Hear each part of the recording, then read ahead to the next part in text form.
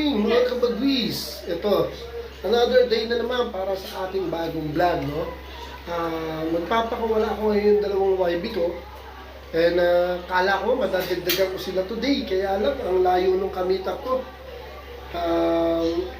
Medyo negative kasi ako sa biyahe-biyahe, lalo na ngayon mainit, ano?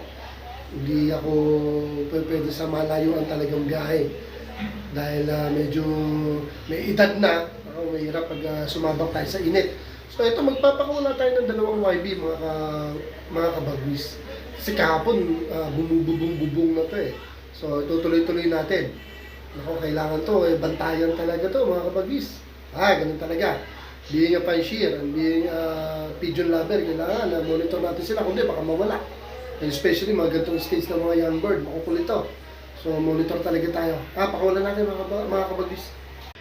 Ayun mga kabagwis, pinakawalan ko na sila ha. Hindi ko na pinakita kanina kung paano ko sila ilabas. Dahil ang hirap ang hawak ako sa cellphone, tapos bubusan yung kulungan.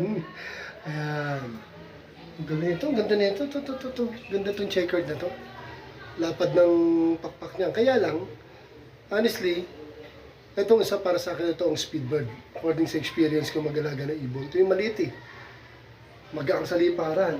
Kaya lang, siyempre, mga speedbird, hindi tayo pwedeng mag-relay dyan sa mga long distance. Kaya yung isa yung check ng long distance. Pumasok na kaagad. Labas ka pa! Labas ko ulit mga kabagwis. Ayun mga pagkabagwis, pinakawalan ko ulit. Bayan muna natin sila, naiilang eh. Okay, dito muna. Bantay-bantay muna ako today. So, update na lang mga kabagwis. Thank you for watching.